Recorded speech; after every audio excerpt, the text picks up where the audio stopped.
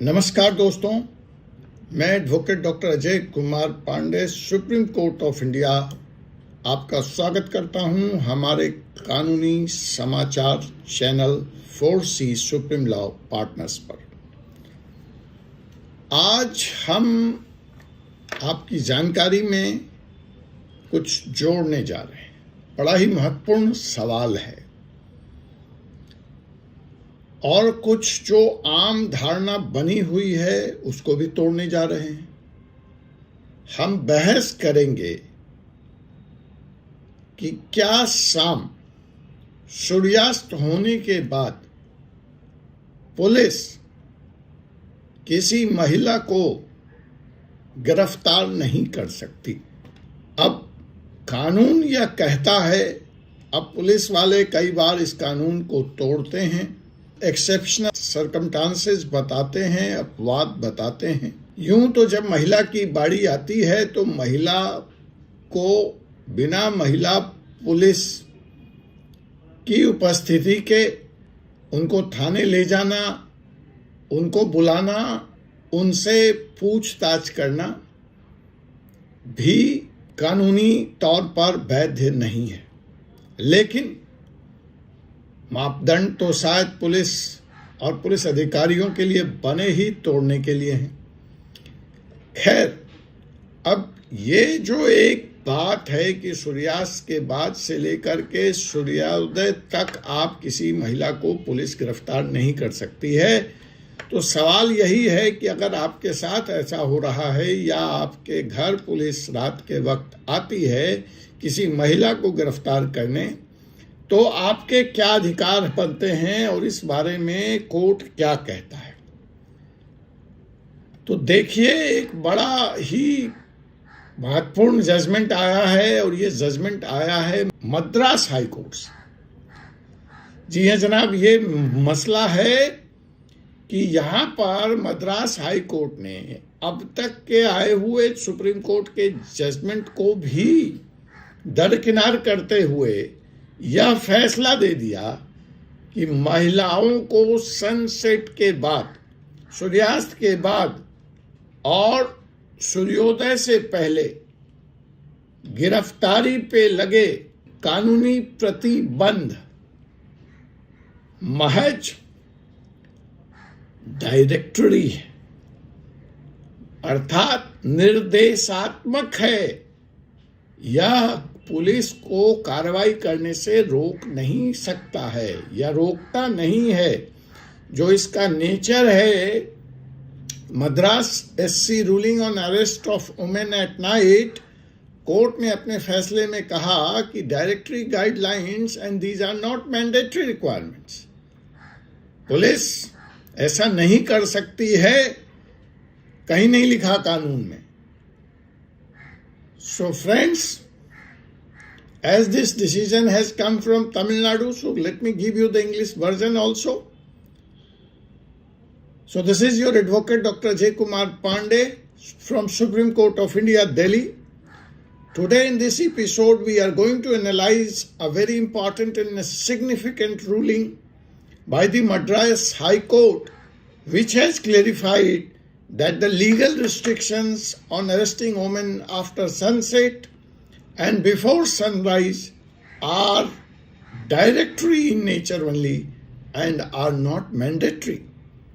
The judgment not only emphasizes or gives power in the hand of police, but is here also raising an important issue regarding the safety of the women. आपने judgement दे दिया, lordship, महिला सुरक्षा का क्या होगा?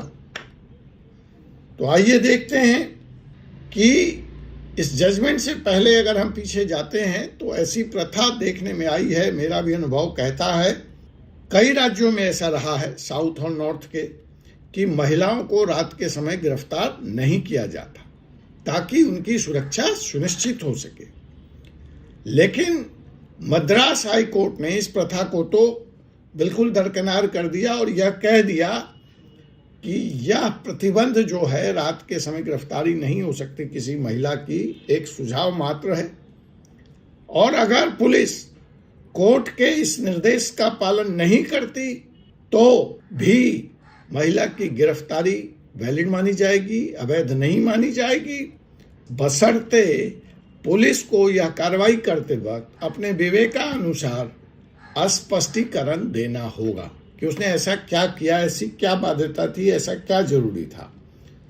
So, as the prevalent practice is that in several states, women would not be arrested during the night time, ensuring their safety. However, the Madras High Court has now ruled that these restrictions are merely suggestive. The court stated that failure to comply with these guidelines does not automatically render an arrest illegal, provided that the police can justify their action based on discretion. अब आइए, इसका निहितार्थ क्या है, इस फैसले के मुख्य बिंदु क्या है, इस जजमेंट में आखिर मद्रास हाई कोर्ट ने ऐसा क्या देख लिया, ऐसा क्या कह दिया, ऐसा क्या लिखा गया। तो पहली बात जो इसमें स्टेबलाइज हुई इस जजमेंट में, या जो कहा गया है कि जो प्रकृति है, जो नेचर है इस गाइडलाइन का, वो निर्देशात्मक है, वह मैंडेटरी नहीं है, वह एक अपेक्षा भर रखता है पुलिस से ऐसा करने का लिया कि महिलाओं की सनसेट और सूर्योदय से पहले गिरफ्तारी पर लगे कानूनी प्रतिबंध सिर्फ और सिर्फ निर्देशात्मक हैं, न कि अनिवार्य हैं। दूसरी बात जो ये जजमेंट कहता है कि यह गिरफ्तारी कब हो कब ना हो, सनसेट सनराइज वाले कॉन्सेप्ट को भूल जाइए और पुलिस को अपने विवेक के अनुसार कार्य करने का अधिकार है, और अगर पुलिस गिरफ्तार करती है तो वह कर सकती है, लेकिन सिर्फ इसका उचित स्पष्टीकरण उसको देना पड़ेगा। हाँ, कानून में महिलाओं के गिरफ्तारी को असाधारण परिस्थितियों में पहले से भी मान्यता दी गई थी कि भैया बहुत असाधारण परिस्थिति है, वो बॉम्ब लेकर के कल सवेरे पूरे शहर को उड़ाने जा रही है और आपने उसको गिरफ्तार नहीं किया तो कल बहुत भारी नुकसान हो जाएगा। या जहर मिलाने जा रही है किसी पौंड में, किसी हॉस्पिटल में कोई इस तरह का हरकत करने जा रही है, तब तो बनती है, लेकिन वो सामान्य परिस्थितियां हैं। लेकिन यहां पर यह जजमेंट देते हुए कोर्ट ने यह सवाल भी उठाया कि यह जो असाधारण परिस्थिति जो इस कानून में कहा गया है, जो पावर दिया गया है पुलिस को, वह स्पष्ट नहीं है, वो डिफाइन नहीं है। So it was living lot of scope for lacuna, lot of scope for gap. So the Madras High Court has basically highlighted the three key points through this judgment. First, that the nature of this very law is directory in nature. The legal restrictions on arresting often after sunset and before sunrise are merely directory and not mandatory. Second, the court stated that the police have the authority to act based on their discretion. So power of discretion has been given to police. If they are unable to follow the prescribed procedure, they must provide an adequate explanation. Third, exceptional circumstances. The law permits that the arrest of women at night only in exceptional situation, for which prior permission from the judicial magistrate is required. However, the court observed that the provision does not clearly define what constitute an exceptional situation. अदालत ने सलमा बनाम the state, फिर से सुन लीजिए, अदालत ने सलमा बनाम the state के मामले का हवाला देते हुए बताया कि एकल न्यायाधीश ने पहले महिलाओं की गिरफ्तारी को लेकर कुछ गाइडलाइंस जारी किए थे, लेकिन मद्रास हाई कोर्ट की डिवीजन बेंच, जिनमें न्यायमूर्ति जी.आर. स्वामीनाथन और न्यायमूर्ति एम. ज्योतिरामन शामिल हैं, ने इस गाइडलाइन को अपर्याप्त बताया। इसके अलावा अदालत ने पुलिस विभाग को निर्देश जारी करने का आदेश दिया ताकि असाधारण परिस्थितियों की स्पष्ट परिभाषा हो सके। साथ ही यह भी सुझाव दिया कि राज्य विधानमंडल को भारतीय न्याय संहिता की धारा 43 में सुधार करने पर विचार करना चाहिए, जैसा कि इंडियन लॉ कमीशन की 154वीं रिपोर्ट में अनुशंसित किया गया है।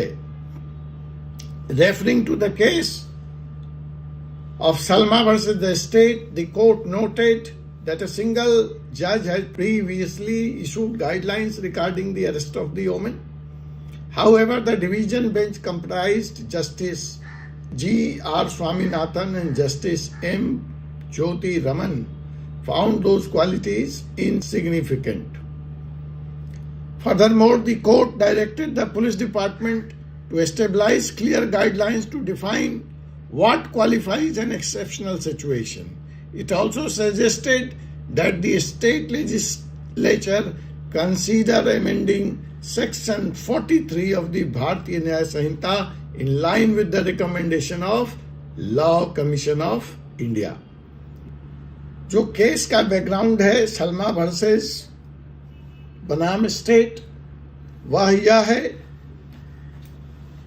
कि अदालत ने इंस्पेक्टर अनीता और हेड कांस्टेबल कृष्णा देवी के खिलाफ एकल न्यायाधीश की जारी अनुशंसा पर दंडात्मक कार्रवाई प्रारंभ की थी। अनुशासनात्मक कार्रवाई के आदेश को रद्द कर दिया, जिसमें अदालत ने सनसेट के बाद एक महिला की गिरफ्तारी की थी। हालांकि सब इंस्पेक्टर दीपा के खिलाफ तथा साक्ष्य प्रस्तुत करने में त्रुटि के लिए कार्रवाई ने सरकार बराबर रखी। यह निर्णय यह भी बताता है कि पुलिस कार्यों की समीक्षा करते समय न्यायपालिका के पास विवेकपूर्ण दृष्टिकोण अपनाने की बहुत भारी जरूरत है, बहुत बड़ी आवश्यकता है। Another significant aspect of this ruling is that the court has set aside the disciplinary action ordered by a single judge against Inspector Anita and Head Constable Krishna Devi, who had arrested a woman after sunset. However, the action against Sub-Inspector Deepa for misrepresenting facts before the court was upheld. The decision demonstrates judiciary's need to adopt a balanced approach when reviewing police conduct.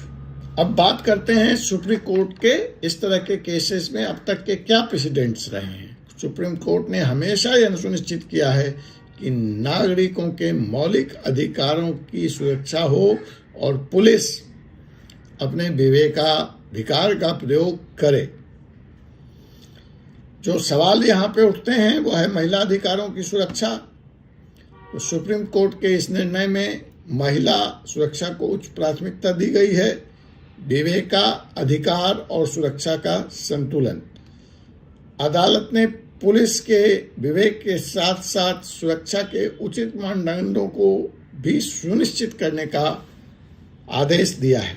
Guidelines इस बारे में जो आई है, supreme court ने बार बार कहा police को यही सही दिशा में मार्गदर्शन देने के लिए होती है, न कि उनके कार्यों पर पूर्ण नियंत्रण रखने के लिए। Now we compare this with the precedent set by the Supreme Court. The Supreme Court has always ensured the protection of citizens fundamental rights while preventing any misuse of police discretion. So the Supreme Court has constantly prioritized women's safety in the judgment. Courts also have directed the police to exercise their decision with adhering to proper safety standards. Purpose of guidelines: the Supreme Court has repeatedly emphasized the guidelines are meant to guide the police, not to restrict their action internally. जैसा कि मैं कह रहा था, इस फैसले का व्यापक प्रभाव पड़ने जा रहा है। उसमें जो सबसे पहला सवाल है वो है महिला सुरक्षा का प्रभाव। यह फैसला महिलाओं के सुरक्षा के लिए चिंता का विषय बना हुआ है, क्योंकि रात में गिरफ्तारी के मामले में पुलिस को काफी विवेकाधिकार दे दिया गया है। पुलिस के अधिकारों में संभावित दुरुपयोग। अतिरिक्त विवेकाधिकार देकर पुलिस को संभावित दुरुपयोग, इस कानून का दुरुपयोग फैलाने का, करवाने का मार्ग प्रशस्त होता हुआ दिख रहा है। इसलिए what is that discretionary power, what is that exceptional circumstances and such things which has been not defined in this law needs to be defined right now. तो दोस्तों, इस फैसले से दो बातें सामने आती है।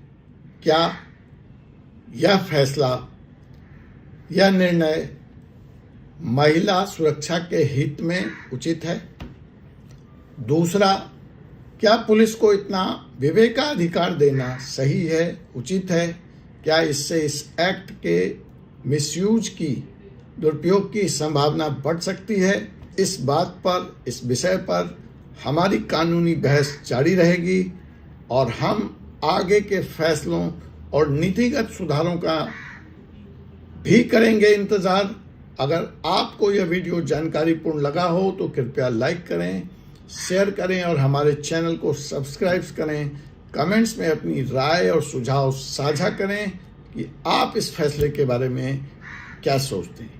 मैं advocate doctor Ajay Kumar Pandey, advocate Supreme Court of India, आपके लिए रोज लेकर आता हूं कानूनी दुनिया की ताजा खबरें, विश्लेषण और सटीक report.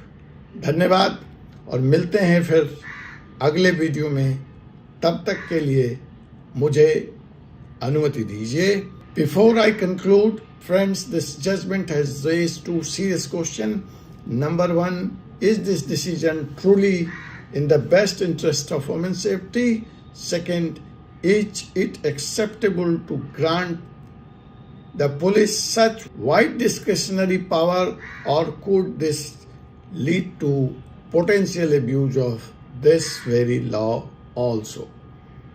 So with this, the legal debate will continue and we must avail further rulings and police reform.